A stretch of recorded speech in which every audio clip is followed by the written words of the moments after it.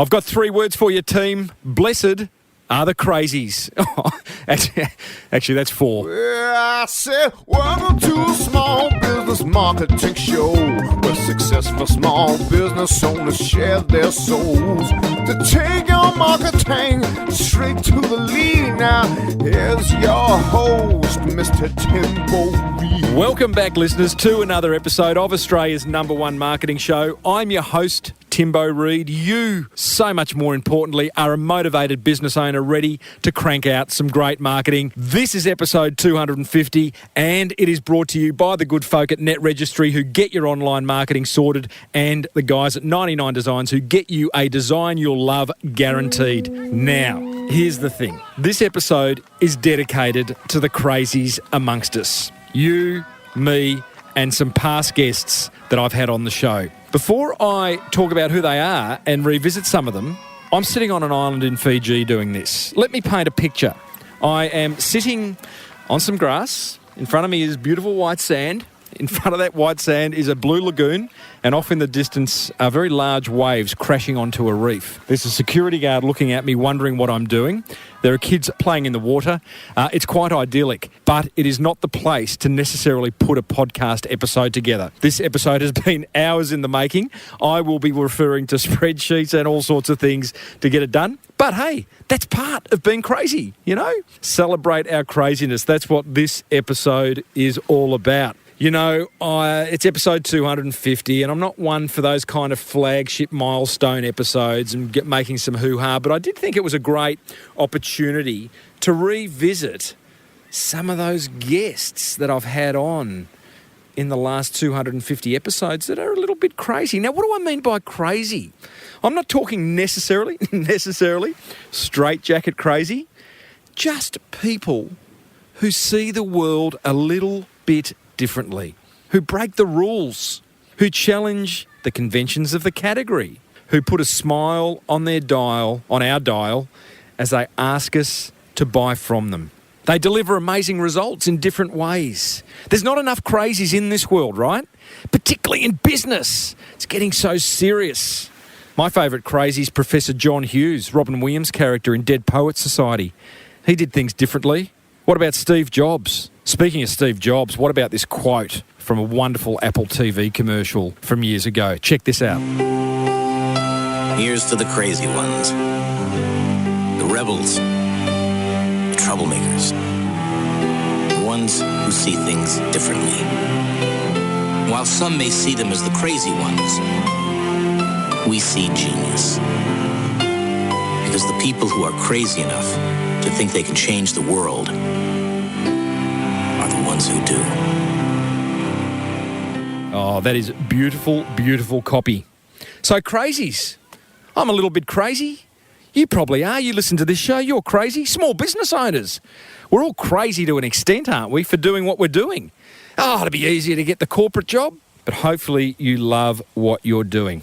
So here's the thing, right? I went back into the archives, had a look around, and thought, who are those really, really crazy business owners that I've had a fireside chat with over the years? There's plenty of them. I've chosen 4. They're in no particular order, but I thought I'll pull some key learnings from those chats. So the first one is Tom Dixon. He's the owner of blender manufacturing company Blendtech. That's not that interesting in itself, but where it gets really interesting is he's also the creator and star of an amazing viral video series called Will It Blend, where he proves just how good his blenders are as he stands there in a white lab jacket and protective glasses via extreme product demonstrations, blending everything from iPads to PS3s to glow sticks. At the time of speaking to Tom, he had 125 videos on YouTube with over 500 million views. I checked yesterday, it's up to 823 million views, almost a billion. He's referenced in 38 marketing texts around the world, and what his viral video phenomenon has done for Tom's business is quite amazing. During the interview, I suggested to Tom that he's a man of many talents: engineer, CEO, marketer, and presenter of his Will It Blend viral video series. Here's what he had to say to that. Well, I'm ADHD and I'm dyslexic. So going through school, I could hardly read. And to this day, I have trouble. I mean, I can read backwards as well as forward. And it's just, I got a goofy mind. And, but I'm just, I get off the subject very easily. Well, okay, well, that's my job to keep you on the subject. Tell me, ADHD, when were you diagnosed with that? When were you labelled with that? Well, I didn't have the label until recently. And, of course, having 35 grandchildren and 11 children, I can see it manifest itself in some of my kids. And I learn more watching them, and I can diagnose it in them faster. Go ahead. Did it change anything for you? Did it matter? Oh, it's a blessing. Yeah. It's an absolute blessing because I think of things and I see things like nobody in the world sees things. Give me an example. Just looking at a problem or looking at a drawing or looking at, I have vision. I'm way outside the box in my thinking. And so I come up with ideas and things that nobody else really, and even with my engineers, and we have 30 engineers. And so, but I'll explain something and they kind of all scratch their head like, what are you talking about? And I'll draw it up. I'll draw it on a whiteboard, and then they'll roll that whiteboard into the engineering department. And they'll start going through it. They write on a big on a desk that's all glass on the top, and they'll start coming up with ideas, and then they'll improve the ideas that I have, and they'll understand it. And sometimes I actually have to go and build it and demonstrate it, and then now we understand. So I just see things other people don't see. There's a certain type of person that you need following you with a big broom, and just to understand, where's Tom coming from, in order to, almost like a translator. Yes, exactly. Oh, I think all of us crazies need one of those. I then went on to ask Tom, was there a moment he thought he was on to something pretty damn special? No. I guess when the Will It Blend thing hit and our sales went up 1,000%, I think maybe that was a kind of a tipping point. Wow. So from the first time you posted a Will It Blend video? Yeah, I think then I really realized after the week. And, that was kind of I didn't understand that. That was 7 years ago in October. And my marketing guy came to me and said, hey, and he was new. And see, we don't put money into marketing. We put our money into manufacturing and engineering. And so, and that's the problem. I thought that if we're in Starbucks and Jamba and all these major outfits all over the world, these venues, that people would see our products demonstrated and know that they're the most reliable ones in the world. It'd be the path to our door to buy product for their home. And that wasn't quite true. But we kept building better and better equipment, and people really weren't aware of it. And then I finally hired a marketing guy, George Wright, and he came to me and said, hey, he saw me blending some 2x2s or whatever, trying to break the blender. And so he said, and he's asking someone, what's he doing anyway? And so he came to me and said, what's my budget? And I said, you're the budget. He said, how about $50? And so I said, okay. So he bought a rotisserie chicken, a 6-pack of Coke and some marbles and a rake handle and a bunch of stuff. And he said, hey, let me video, with a handheld camera, let me video you blending some of this stuff. So we we filmed some videos, and he came to me about 5 days later and he said, hey, Tom, we hit a home run. We have 6 million views on YouTube. 6 days later? Yeah, and 5 days later, and 6 million views. And he said, yeah, we hit a home run on YouTube. And I said, WhoTube? And it was. So now I know. Now I'm their oldest celebrity, I guess they call me. Now, there's a claim to fame. YouTube's oldest celebrity. Got to love that. I then went on to ask Tom how these viral videos actually translated into hardcore sales of the BlendTech product. When we started, Tim, it was just these kids. They're average maybe 16 years old or something like that. And now, of course, here we are. Now these kids are 23, but the whole demographic has shifted. So I have people approach me that are in their 40s that say, oh, we show your videos to our kids. And so at first, what was the good thing that would happen is they'd walk into a store like a Costco or something where we're doing a demonstration. And the kids would say, "Hey, Mom, look at this," or "Dad, this is the BlendTech Total Blender. This guy, he blends iPhones. You know, this is so cool. It's the most powerful blender in the world," and on and on. And we found that about 1 out of 3 of those would actually buy the blenders because the parents trust the kids when it comes to techno stuff. And now, it's gone. So it's, went to the demographic average was like 26 and 36. And so now, we have people that are much older that are realizing, wow, this got to be a tough blender to be able to, if it'll blend all this other junk, it's sure going to blend our green smoothies and so on. Alrighty, before we visit our next crazy, here's a word from a very long-time supporter of this show. Support for the Small Business Big Marketing Show comes from Net Registry, a one-stop shop for getting your online marketing sorted. They can get you a website address, also known as a domain name, a website, a place for that website to live, that's called hosting. They can even get you found on Google. And recently, thanks to the crazy amount of acronyms the online marketing industry has created, I played a game of one-upmanship with Verity Ma, their Chief Marketing Officer, aka CMO. I'll raise you an SEO for an SEM. Yes. What have you got? I do a PPC off your SEM. Okay. For your PPC, I'll give you a DNS. For your DNS, I will give you a GTLD. I have no idea what that is. For your GTLD, I'm just going to give you a TLD. A TLD? Yep. So for your TLD, I'll give you a CCTLD. For your... this is not so much an acronym, but for whatever you just said then, I'm going to give you a C panel. Oh, so we've moved into brand names. Is that a brand name? I just thought it was a long acronym. Crazy, isn't it? Luckily, Net Registry works hard at being an acronym-free zone. Head over to netregistry.com.au and get your online marketing sorted once and for all. No acronyms, no big words, no tech talk. Just a bunch of helpful guys and girls wanting to improve your digital footprint. And tell them Timbo sent you. Oh, hang on. Digital footprint. Is that tech talk?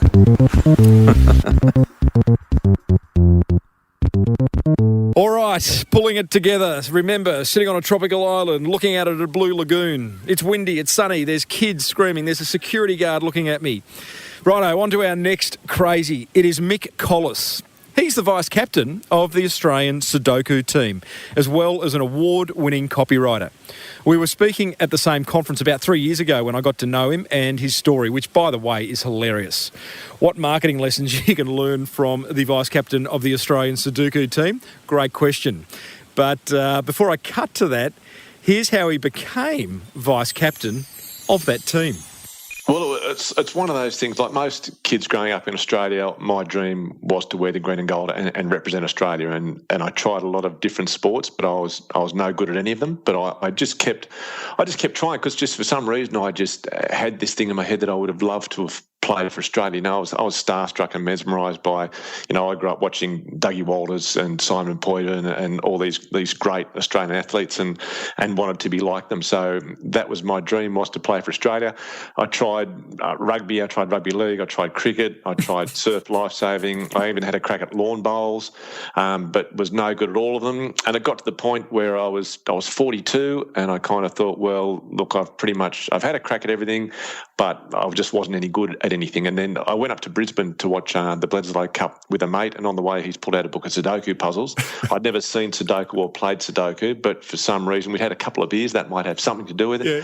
We thought that if we created our own World Sudoku Championships, that we could pick ourselves in the Australian team, and that would tick that thing off the box. But when I got back from Brisbane, I was devastated to discover, I just jumped on Google and found there had actually been this World Sudoku Championships the year before. It was in Italy. They had 114 competitors from 32 different nations. So it was this massive tournament. Yeah. So I kind of thought, well, look, I was initially a bit disappointed because I thought there's another dream that's gone. But I thought, well, look, I might as well have a crack and see how you actually get to compete for your country that existing World Sudoku Championships, and I hadn't played Sudoku before, so it was a bit of a long shot and a bit optimistic, but I thought, give it a crack. So I've jumped online, and look, to cut a very long story short, to compete at these World Championships, you need to be selected and have your selection ratified by your country's member of this World Puzzle Federation, and Australia didn't have a member of this World Puzzle Federation.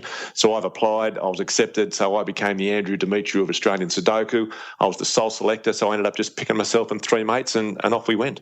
Love it. So those 31 teams that had gone to Italy the year before, Australia wasn't represented?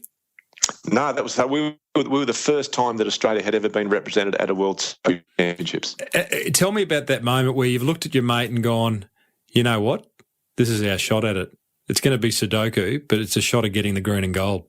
Yeah, well, it was funny because a lot of people think that it was a bit of a piss take, but it wasn't. Like for us, I mean, we were in the Australian team. Mick, it sounds like a piss take, mate. Tim, no, trust me on this one.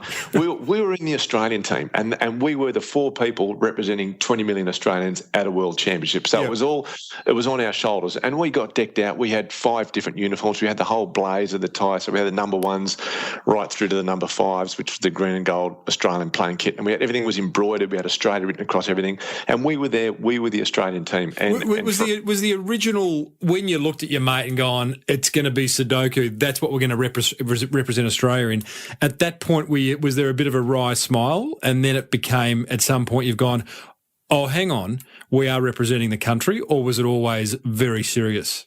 Look, there was a bit of a wry smile because, look, only one of the 4 of us had actually played Sudoku before, so we knew that we weren't going to go over there and set the world on fire and break any Sudoku world records. But once we kind of thought, look, this is a way we can actually do it, and we found a way, like, because we'd all played a decent level of rugby and we'd all trained very, very hard to try and... Oh, mate, you were completely set up then for Sudoku. Exactly. So it's not like we'd sat on our couch all our lives and eaten donuts and decided, oh, let's go and play for Australia. We'd done a lot of the hard work before, but just didn't have the ability. So we kind of thought, okay, we've done the hard work. Now it's just a matter of picking the sport, and Sudoku fell into our laps. And once we were there and we were wearing the Australian kit, then it did become, it was very serious, and we gave it our all. We were there playing for Australia, and there was no way we would give anything other than our absolute best for Australia at that time. And when I remember when we completed the first, you had 45 minutes to try and complete 12 puzzles, and there was 7 rounds, so there was 7 lots of 45 minutes. And so I'd finished 1 puzzle in 45 minutes. So it wasn't the greatest performance at the World Championships. No. But I remember I looked across at my mate Hamish, who was sitting on the decks next to me, and when it was pens down at 45 minutes, and we looked across, and he said, "How did you go?" And we both just gave each other the Leighton Hewitt fist pump, because we'd both finished 1 puzzle at a World Championships, and that remains one of the most satisfying moments of my life. Was against all odds completing a Sudoku puzzle, which was only the second one I'd ever attempted at a World Sudoku Championships, and it was just mate, it was a great moment, and it was something, it could have been me walking out on the MCG, but I was sitting there and I was doing Sudoku, but I was still doing it for Australia, and for me that was what it was all about. Oh, I gotta love such a simple man. What a great story. So I then went on to probe Mick for a business or marketing lesson in all of this, and believe it or not, there was quite a few. One was around what he calls direction setting. I think that I set directions more than goals, because I think I'm one of these people that I think, okay, if I set a goal and I don't make it, that not that I'm a failure, but I haven't achieved that thing. Mm-hmm. So I think if I set a general direction and I head off in that direction and I achieve something in that direction, my chances of success are a lot more than setting a specific and defined goal. So for me, it's probably a protective measure to not set a goal, but to set a direction. Mm-hmm. And all the things that I've done, it really just has been directions. Like the rugby commentary, I thought, I'd always like to commentate on rugby. So I started off with the community station and did some games there, and then I went to a commercial station and happened to be at the right place at the right time when the World Cup was here in 2003, and there was no other rugby people in Perth that kind of were on radio, so I managed to be able to do some commentary there. And all these things that I've done I've kind of thought I'd like to do that, and I've just kind of found out how you actually get to do it, and look, been fortunate enough to be able to actually do it. Yeah, I like that direction setting. It kind of just sets you in a forward motion as opposed to setting goals, which I'm kind of one not to set goals, but kind of just head off on a path that you kind of think would be interesting and you could kind of do well at. And I think that if you I think if you set goals and you're so focused on those goals, I actually think there's a lot of things you'd miss out on. Like if your goal is in a direct line and that's the only path you take, like there's this big S shape that might eventually get you there, but you get all these wonderful things on the big S bend that actually gets you to kind of where your goal is. So I think that by me, it works for me. By setting directions, you just get exposed to a lot more different things that you might not have ever considered if you were just so focused on that one goal. See, I told you there'd be a learning in there somewhere.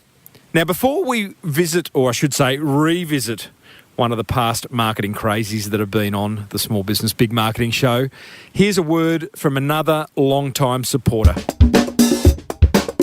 Support for the Small Business Big Marketing Show comes from 99 Designs, the world's largest graphic design marketplace, where you fill out a simple online brief, then let designers from around the world compete to deliver a design you'll love. I got talking to their head honcho, Patrick Llewellyn, who described the excitement small business owners feel when using the service. You know, a lot of our customers are starting something new, and you know, it might be their first foray in small business, and you know, getting your logo design, your brand identity started is kind of the first thing that you do that's really tangible, you know, and it's something you can start to show off to your friends and say, hey, I've finally done it. 99 Designs, a place to show off to your friends. For a free $99 upgrade on your first design, visit 99designs.com/SBBM. Get on Timbo's mailing list over at smallbusinessbigmarketing.com. Oh, I do love the crazies. You feeling a little bit crazy yet? I hope so. Now, it's time to hear from AFL football legend Warwick the Wiz Capper. Now, for overseas listeners, Capper was a football star during the 1980s. He was known for his long, blonde mullet haircut. Think Fabio. His ridiculously tight shorts and his ability to take spectacular marks. Oh, and every time he opened his mouth, by the way, you laughed. Now, whether you were laughing at him or with him, that was the big question. So, for me, interviewing Capper was an opportunity to speak to a bloke who I reckon has made a silk purse out of a sow's ear. As one of the great opportunists, one question I had for him was, what was his secret to milking every single deal? I think just being good at selling yourself and being confident in yourself and confident in your own ability. That's like in business, because I've got shares in a men's it's a beautician place called Man With a Fuss. And I think the trend is changing in business and also in pleasure, where guys have to look after themselves. And they used to be embarrassed about getting Botox, getting their face fixed up and losing a bit of weight. But now people want to look good and stand out a bit and try and get the best out of themselves. That's all about presentation, isn't it? And standing out among the crowd. Have you had a bit of work done? Yeah, well, it's my company, so I have to. You just get I'm 51 next week, I look about 37, so it's good. It's been great. Well, like I say to my followers and the fans, there's no sitting on heads if you don't follow through for the goal, is there? Correct. Well, exactly right. That's a footy analogy. Do you ever? I had a lady on last week. She's the voice of Siri. So Siri, the Apple Siri. So, and we talked. Her name's Karen Jacobson. We talked a lot about self-doubt, and she actually was crippled by anxiety for many years before she became successful. Do you have any self-doubt, or are you seriously? What we see is just this bloke who is completely in love with himself. Not real. I sort of am, but I'm in love with everyone else too. I might be loving myself, but I'm also in love with other people, and I like being down to earth because I've got millions of fans, but a lot of them, I've probably got 10% of haters where they go, I'm a bit of an arrogant wanker, and then they meet me and go, gee, he's a top bloke. He's just like me and you. Yep. And so once they get to know me, they change their minds. Mm-hmm. Like when I was doing the campaign for Quick Beds, Flight Centre, I'll give you an example. And the catch cry was, Warwick Capper, AFL legend and movie star. Their rooms are great rates, they're cheap and easy, just like me. And that was like laughing at myself. Yep. But that went global around the world, and we got the company up by 160%. What'd you get paid for that, Capper? A fair bit, yeah, 6 figures and a bit more, but I was worth every cent. Love it. In awareness.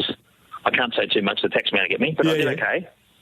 And then I was in Nando's Man last year, where it says, in my leopard skin jocks, I said, and the catch cry was, thanks to Sphere Agency, the sun shines out of your buttons, not ours, Warwick.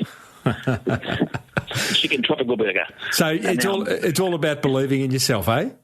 Yeah, believe in yourself. And now this week on the Face of the Boat show, and me and Brent Enoston, and the catch cry for this one, which is great marketing too, is Warwick Kappa, get down the Melbourne Boat Show and tell them Wizard Kappa sent you and get a great deal. In second thoughts, don't tell them I sent you at all and get a better deal. B-class celebrities, A-class deals. Love it. See? Never be ashamed to laugh at yourself. Solid advice there from Kappa. Never be ashamed to laugh at yourself. I remember in another past episode where I interviewed stand-up comedians and my speaking coaches, Troy and Zara. One of them said, to have a good company, you need to be good company. I love that quote. And a big part of being good company is having a sense of humour. Anyway, back to Kappa. I went on to ask him if he was offended by the fact that some people thought he was a bit of a duffer. No, if I worried about that, I wouldn't get out of bed, would I? I walk down the street and get 50 photos and autographs. So they're a bit jealous. Yeah, correct. You know what I mean? Correct. I'm not worried about it. Because when I put things on my wall and Twitter and stuff, you got to fit that bag, yeah. But you got to be thick-skinned to be a copper. Because one guy said yesterday, when I was at the Face of the Boat show, he goes, "Oh, you're getting a bit old, fella," but that happens, and 95% say you're looking great and young, and there's always one or two in a bag, yeah. But you just can't be too thick-skinned, too thin-skinned. I mean, too thin-skinned. Yeah, I agree. Yeah. I agree. Everyone gets old. Just portray yourself and try and keep fit. One of the things that I've noticed about the way you've gone about your business, I want to talk about your public speaking career in a moment because I do a lot of speaking as well. But one of the things that I've noticed is that you rely on the existing media. Geez, you just gave me a heavy breath then, mate. You're not with your partner or something, are you? That was an hour ago. Yeah, I gave it the best 35 seconds of life. It was fantastic. One of the things that I've completely lost my train of thought. Then you're killing me. I've got to tell you why I used to wear tight shorts. So just butting in. Everyone asks me around the world. Explain to overseas listeners this, will you? Yeah, because I used to. Well, to overseas listeners, I'm actually big in Thailand, which I'm doing a movie in 3 months called My Son the Queen. So you'll see that at the end of the year. So if people don't know me in Thailand and Pakistan or wherever you go, I used to wear the tightest shorts in the business because I was like a rock star, right? I was like the Bon Jovi at AFL. Yeah. And one day, to the listeners, I had to wear baggy shorts. So I didn't feel comfortable at all. And I had to wear black boots. And I was really the trailblazer at the AFL. Back in '85, I started it all big marketing in AFL. You did. So I wore the baggy shorts and I didn't feel comfortable. I went down to pick the ball up. I got a pass off, what's his name? Let me think. Greg Williams. Yeah. He won two. Diesel. When the ball dropped about 5 metres short, so I bent down to pick it up. Instead of one ball being there, there was 3 bloody balls. So lucky there was two blue ones and the red Sharon. So I thought, stuff this. I'm going to make some money out of this. I'm going to be the rock star of the AFL. So I got my son's size 4 shorts. I squeezed in, and the song came out 3 weeks later. Guess what it was called? Oh, we hate you, Warwick Kappa. Yes, we do. Long blonde, those cusses in your socks. We even hate the doctor too. We hate you, Warwick Kappa. Yes, we do. All right, let's get back to some serious marketing by another crazy. Bless the crazies. Blessed are the crazies. Well, maybe he's not completely crazy, this bloke, but Lloyd Perry of Big Richard Condoms certainly shared some crazy marketing ideas. To start with, how clever is his business name? Big Richard Condoms. You know, Richard, Dick, do I need to explain? One of the key things that piqued my interest in this business was Lloyd's efforts in creating an engaging brand. It's what was going to set him apart from the other 380 condom brands globally. Here's what Lloyd had to say. Yeah, absolutely. And we knew that 16 to 24-year-olds make up 53% of all condom purchases. Wow. Yet all the other brands in the market are very medical, they're very clinical. The category is lacking personality. And, for subject matter of sex, there's very little fun in the market. So that's what we tried to bring to the market, this youthful, energetic challenger brand with personality that, makes people laugh and smile. And that's why we drive around in a condom courier van. That's why we've got 2 shagging rabbits as our, brand logo. Whoops, I forgot to mention, the Big Richard logo is 2 shagging rabbits. Genius, I've got to say. Brilliant logo. Now, I've got to tell you, the brand does some fantastic marketing. Take a listen as Lloyd describes a very naughty app they've released. So the iPhone app, you actually place the phone on your bed whilst you're shagging, and the app will measure your volume, duration, and activity levels, and it will give you a comparative score against people from all around the world. So it's a very cheeky little thing. The reason why we're so knowledgeable of all 64 positions of the Kama Sutra is version 1 we submitted to the App Store with all 64 positions of the Kama Sutra, all nicely illustrated, custom illustrated, and it was looking great. But Apple rejected that. So now we just have this shagometer feature where you measure your sexual performance, you can compare with your friends, something you or I might not Speak for yourself. Speak for yourself. But the youth of today, they're crazy kids out there. Yeah, I don't know. The young people of today, Lloyd, I just don't know. Yeah. That's a free app. Is there the ability to purchase within the app, or it's just simply branding? It's a paid app at the moment. How much?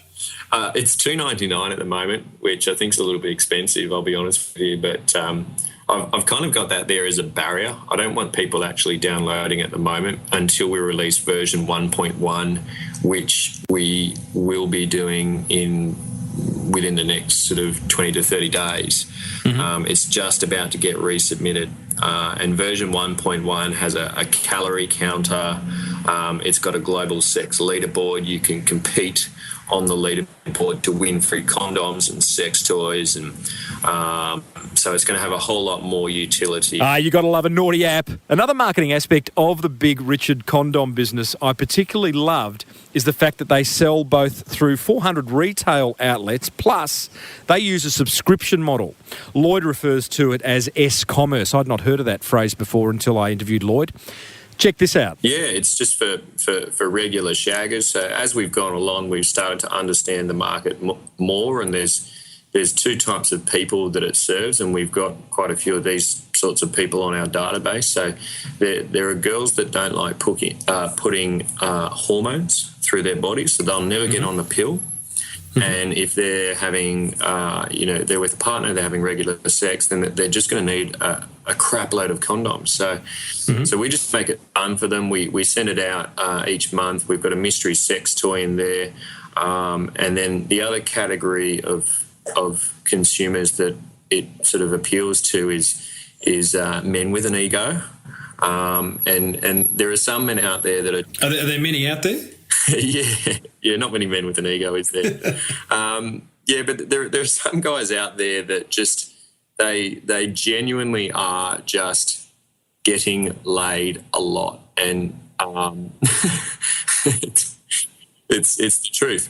And to take a risk with safe sex when you're having that much sex with often different women each weekend, it's just stupid. It's just stupid. You just wouldn't do it. So in comes the Superman pack. Yeah, the Superman pack or the Shaq pack. And those are the 2 people it's sort of targeted to. And alrighty, I'll pull him up there. The conversation got a little more sordid, and I haven't put a language warning on this episode, so you can go and listen to Lloyd's full interview along with all the other interviews of the marketing crazies in the show notes for episode 250 over at smallbusinessbigmarketing.com. Well, let me take a breath and look up, because that was a very, very focused little episode of this show. I hope you enjoyed it. Looking up, what do I see? More Blue Lagoon, more waves crashing on the reef. I think I'm getting actually a little bit burnt. The security guard's gone, which is kind of lucky, because I was feeling a little bit self-conscious, I wasn't doing anything wrong, but I suppose he hasn't seen anyone record a podcast on the point of this beautiful island I'm staying at the Shangri-La Resort, speaking at the Husqvarna Conference, in case you were wondering. Alrighty, my top 3 learnings from those marketing crazies, thanks to the very, very good folk at Net Registry and 99 Designs. Again, be sure to support the show's sponsors. Number 1 learning to create great marketing, you really do need to be a little bit crazy. I think that goes without saying now. Number 2, to build a business, you've got to take risks. Step out of your comfort zone, try something different, feel what it's like to be crazy. You might just win. Number 3 learning, celebrate your sense of humour. If you've got one. If you haven't got one, then find it. It's your point of difference, all in a world that is way too serious. That is one wonderful way to differentiate yourself. Being crazy is even better. Hope you enjoyed that. Welcome to a small business marketing show. So that brings us to the end of episode 250. Thank you for all of those, and I know there are many of you who have listened to all 250 episodes. You're crazy, but good on you. I know there are some of you who have listened to them twice, if not 3 times. I'm amazed at how many people send me an email saying, hey, listen, I've listened to your show 2 or 3 times and it's addictive. I like that. That's a good outcome. What outcome are you looking from your marketing? I think I'm slowly getting into Fiji time. It's hard though. Like when you want a coffee, you kind of got to order it half an hour ahead of time because you just know it's going to take that long, which is kind of nice. Anyway, I am babbling, but I love yous. Thanks for listening to the show. Plenty more shows coming up. As you know, I'm doing 2 episodes a week now. Thanks to my sponsors, 99 Designs. They'll get your online marketing sorted. Net Registry. They'll get you a design you'll love, guaranteed, fast and inexpensively. Support them. Seriously, support them because they make this show possible. What else can I tell you? Follow me on Twitter, @TimboReid. Book me to speak, timreid.com.au. Tell a friend about the show. Pay it forward. Plenty of small business owners that don't know about this show that probably would love to know about this show because then they'd be motivated like you, a little bit crazy like you.